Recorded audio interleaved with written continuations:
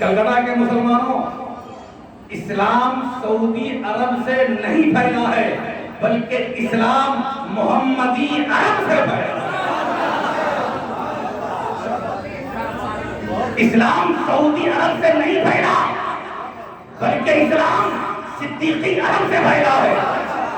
اسلام سعودی عرب سے نہیں پھیلا بلکہ اسلام فاروقی عرب سے پھیلا ہے۔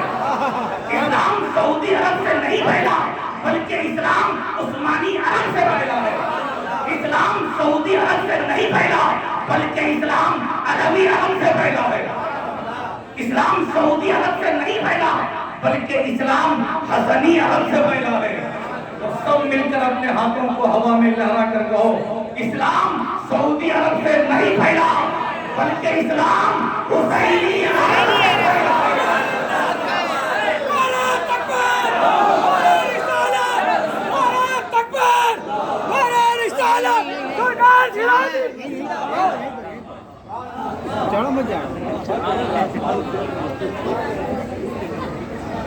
ہمارا آئیڈیل سعودی عرب نہیں ہے، ہمارا آئیڈیل محمدی عرب ہے۔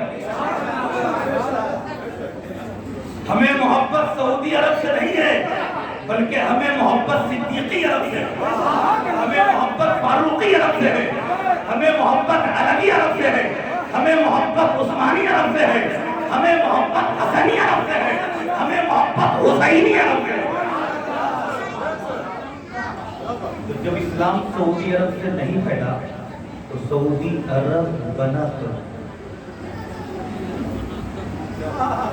فرسٹ ورلڈ وار کے بعد 23 سپٹمبر 1932 میں سعودی عرب بنا، اور بنایا کس نے؟ پیروں نے بنایا ہے، آل پیغمبر نے بنایا ہے، علماء کرام نے بنایا ہے، مجاہدین اسلام نے بنایا ہے۔ آپ پڑھیں پتہ چلے گا امریکہ و برطانیہ نے بنایا ہے۔ کس نے بنایا؟ اور امریکہ و برطانیہ نے۔ تو جس مملکت کی بنیاد یہود و نصارہ رکھے وہ مملکت اسلامی نہیں ہو سکتی، وہ مملکت حسینی نہیں ہو سکتی۔ اور آج تک 1932 سے لے کر اب تک دوستی برقرار ہے۔ کسی بھی بچے سے پوچھ لیجیے کلکتہ کے اسلام کا دشمن نمبر 1 ملک کون تھا، ہر بچہ بولے گا امریکہ، اور امریکہ کا دوست کون ہے، ہر بچہ بولے گا سعودی ہے۔ ان کے بابا سبحان اللہ سبحان اللہ وزیر علی کے وزیر علی کے عرس میں ہم لوگ ہیں نا، تو یہ وزیری عرس ہے، یہ وزیری عرس بھی ہے اور شہنشاہی عرس بھی ہے، کیونکہ یہ وزیر ہیں اپنے بابا علی کے، یہ وزیر ہیں اپنے بابا علی کے، ہمارے وزیر نہیں ہیں، ارے ہمارے تو شہنشاہ ہیں، ہم سب شہنشاہ کے عرس میں ہیں۔ تو شہنشاہ کے بابا علی، شہنشاہ یعنی شہنشاہ وزیر علی کے بابا علی فرماتے ہیں، حسنین کے بابا فرماتے ہیں، ثاقب بابو اور شرف الحق کے دادا فرماتے ہیں، یعنی مولائے کائنات فرماتے ہیں کہ دشمن کا دوست بھی دشمن ہوتا ہے، دشمن کا دوست بھی دشمن ہوتا ہے۔ اس دوستی کے نتیجے میں کیا ہو رہا ہے؟ اس دوستی کے نتیجے میں حضرت فاطمہ الزہرا کے مزار کو منہدم کیا گیا ہے۔ اس دوستی کے نتیجے میں حضرت عثمان بن عفان کے قبے کو مسمار کیا گیا ہے۔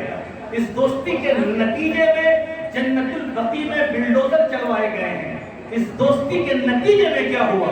اس دوستی کے نتیجے میں بغداد کی حرمت کو پامال کیا گیا ہے۔ اس دوستی کے نتیجے میں ملک یمن کا امن خراب کیا گیا ہے۔ اس دوستی کے نتیجے میں ملک شام میں خون آشام ہولی کھیلی گئی ہے۔ اس دوستی کے نتیجے میں افغانستان کو بھنڈرات میں تبدیل کیا گیا ہے۔ کلکتہ کے مسلمانوں، اس دوستی کے نتیجے میں کیا ہو رہا ہے؟ اس دوستی کے نتیجے میں جس ملک میں جناب محمد رسول اللہ نے شراب کے مٹکے توڑا دیے تھے، آج اس دوستی کے نتیجے میں شراب کو امپورٹ کیا جا رہا ہے۔ اس دوستی کے نتیجے میں حجاز مقدس میں سنیما گھروں کی نمائش ہو رہی ہے، اور اس دوستی کے نتیجے میں بھارت کے مسلمانوں کیا ہو رہا ہے کہ جہاں جوئے اور شراب کے اڈے کو ختم کر دیا گیا تھا، آج خانہ کعبہ کے سابق امام کے ذریعے جوئے کے اڈے کا افتتاح ہو رہا ہے۔ اس لیے کلکتہ کے مسلمانوں، بھارت کے سنی مسلمانوں، بھارت کے حسینی مسلمانوں، اگر تم کامیابی چاہتے ہو، کامرانی چاہتے ہو تو سنو، ہمیں سعودیہ کے ریال کی ضرورت نہیں ہے، بلکہ ہمیں مصطفیٰ کے نام کی ضرورت ہے۔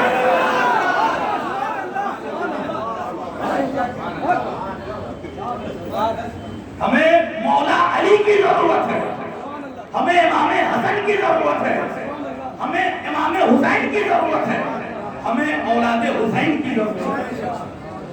ہمارا رشتہ آل سعود سے نہیں ہے، ہمارا رشتہ آل سعود سے نہیں ہے، بلکہ ہمارا رشتہ آل رسول سے ہے۔ اسی لیے مجدد دین و ملت الشام امام احمد رضا خان فرماتے ہیں، یا رسول اللہ، بولیے یا رسول اللہ، تیری نسل پاک میں ہے، یا رسول اللہ، بولیے یا رسول اللہ، تیری نسل پاک میں ہے، بچہ بچہ نور کا، تو ہے عین نور، تیرا سب گھرانا۔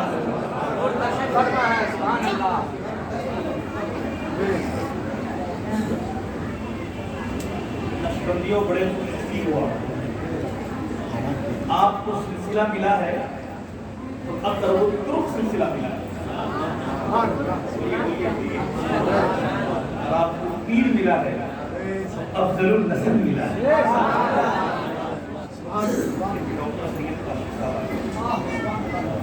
کی موجودگی میں آپ کو بتانا چاہتا ہوں، یہ سلسلہ ہوتی ہے، اور ابھی حضرت شرف الحق صاحب نے فرمایا کہ جو لنگر اہتمام ہوتا ہے اس کے آنے سے جو کنار ہے شفا ملتا ہے۔ آپ جاننا چاہتے ہیں کہ عرس کیا ہے؟ جاننا چاہتے ہیں کتنے لوگ؟ اور لنگر کیا ہے؟ عرس کی شروعات کہاں سے ہوئی اور لنگر کی ابتدا کہاں سے ہوئی؟ یہ تو ہماری قسمت ہے کہ ہم عرس منانے کے اسٹیج پر عرس کی ابتدا افضل البشر بعد الانبیاء، عرس کی ابتدا افضل البشر بعد الانبیاء حضرت ابو بکر صدیق نے کی ہے۔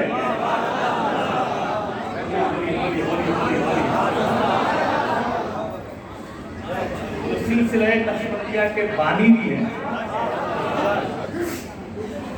عرس کی ابتدا افضل البشر بعد الانبیاء حضرت ابو بکر صدیق نے کی ہے، اور لنگر محمدیہ کا اہتمام بھی، لنگر کی ابتدا بھی حضرت ابو بکر صدیق نے کی ہے۔ باتیں سبھی پڑھی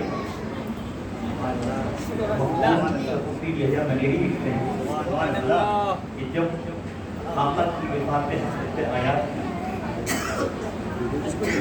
تو تجدید بعد میں عمل میں آئی، پہلے خلیفہ کا انتخاب، پہلے جانشین کا انتخاب ہوا،